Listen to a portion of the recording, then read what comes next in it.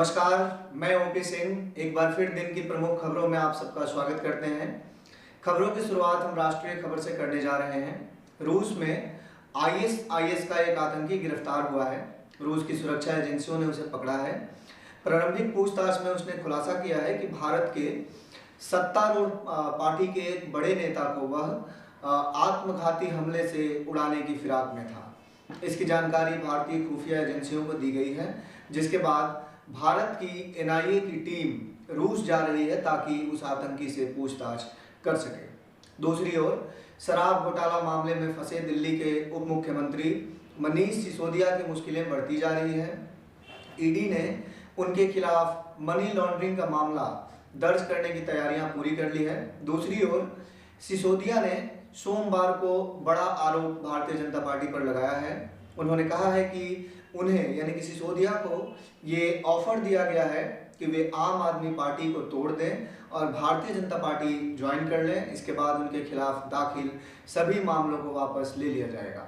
उन्होंने दावा किया है कि सिसोदिया के पास इसकी रिकॉर्डिंग है। हालांकि ऐसी कोई भी रिकॉर्डिंग अभी तक ना तो मीडिया को दी गई है, ना ही किसी और जरिए से मनीष सिसोदिया ने इस रिकॉर्डिंग को सार्वजनिक किया है। अब बात करते हैं बिहार की। एक दिन पहले मुख्यमंत्री नीतीश कुमार के काफिले पर पथराव हुआ है। हालांकि उस काफिले में कुमार मौजूद नहीं थे, लेकिन खबर है कि नाराज ग्रामीणों ने उन गाड़ियों के काफिलों पर पत्थर फेंके जिनके जरिए नीतीश कुमार को जाना था। इसकी जांच शुरू हो गई है। 13 लोगों को हिरासत में लिया गया है। बताया गया है कि एक युवक को मौत के घाट उतार दिया गया था। उसका शव बरामद होने के बाद ग्रामीणों ने नामजद प्राथमिकी दर्ज कराई थी, लेकिन आरोप है कि थाना प्रभारी ने आरोपित से रुपए ले लिए और केस को कमजोर कर दिया था। शव को सड़क पर रखकर ग्रामीण प्रदर्शन कर रहे थे। उसी समय मुख्यमंत्री का काफिला वहां से गुजरा, जहां नाराज ग्रामीणों ने पथराव किया है। गिरफ्तार किए गए लोगों से पूछताछ कर अन्य लोगों की भी शिनाख्त शुरू कर दी गई है। अब बात करते हैं पश्चिम बंगाल की खबरों के बारे में।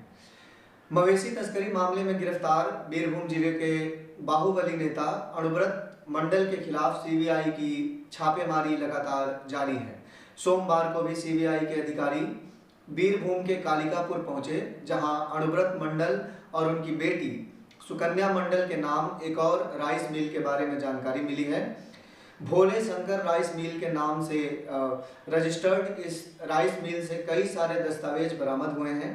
उसमें ऐसे भी दस्तावेज हैं जिनसे ये साबित हो रहे हैं कि पश्चिम बंगाल के खाद्य विभाग की ओर से इस राइस मिल के नाम पर पेमेंट किया गया है, यानी इस मिल से चावल या अन्य अनाज खरीदे गए हैं। खास बात यह है कि स्थानीय लोगों ने बताया है कि पिछले 2 सालों से यह मिल बंद थी, बावजूद इसके इसमें कर्मचारियों का आना जाना लगा हुआ था। ऐसे में सीबीआई के अधिकारी यह जांच कर रहे हैं कि मिल बंद होने के बावजूद कर्मचारी इसमें क्या करते थे, क्यों आते जाते थे। इसके पहले भोले बम राइस मिल में सीबीआई के अधिकारियों ने छापेमारी की थी। वहां से 5 महंगी गाड़ियां मिली थी जिन पे पश्चिम बंगाल सरकार का लोगो लगा हुआ था। दावा किया गया था कि ब्लैक मनी को एक जगह से दूसरी जगह पहुंचाने के लिए इन गाड़ियों का इस्तेमाल होता था।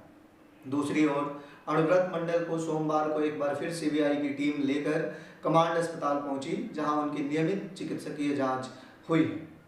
पश्चिम बंगाल की राजधानी कोलकाता के नारकेलडांगा थाना इलाके में भारतीय जनता पार्टी के एक कार्यकर्ता की गर्भवती पत्नी को मारने पीटने का आरोप तृणमूल कांग्रेस के कार्यकर्ताओं पर लगा है। स्थानीय विधायक परेश पाल और स्थानीय पार्षद स्वपन समाधार के समर्थकों ने कथित तौर पर दीपक साहा नाम के भाजपा कार्यकर्ता के घर में घुसकर उनकी 8 महीने गर्भवती पत्नी के पेट में लात मारी। दीपक और उनके पिता को भी मारा पीटा है। महिला की हालत गंभीर है। बच्चे की भी हालत नाजुक बताई जा रही है। दोनों को अस्पताल में भर्ती किया गया है। इस घटना को लेकर सोमवार को सारा दिन राजनीतिक पारा चढ़ा रहा। भारतीय जनता पार्टी की पश्चिम बंगाल इकाई के अध्यक्ष सुकांत मजुमदार ने आरोप लगाया कि ममता बनर्जी के निर्देश पर यह बर्बरता हुई है। पुलिस ने हालांकि इस बारे में आधिकारिक तौर पर कोई बयान जारी नहीं किया है, लेकिन सूत्रों ने बताया है कि हमले के आरोप में तृणमूल कांग्रेस के 7 कार्यकर्ताओं को गिरफ्तार कर लिया गया है।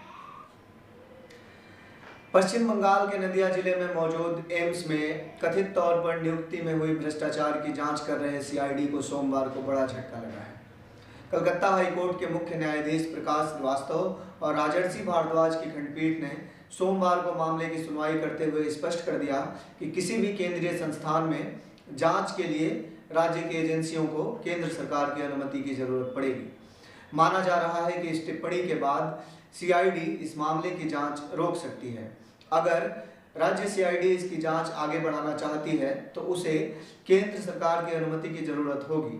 सूत्रों ने बताया है कि अगर एम्स में किसी भी तरह का नियुक्ति भ्रष्टाचार हुआ है तो केंद्र सरकार की एजेंसियां सीआईडी से इससे संबंधित दस्तावेज लेकर आगे की जांच करेंगी। धन्यवाद।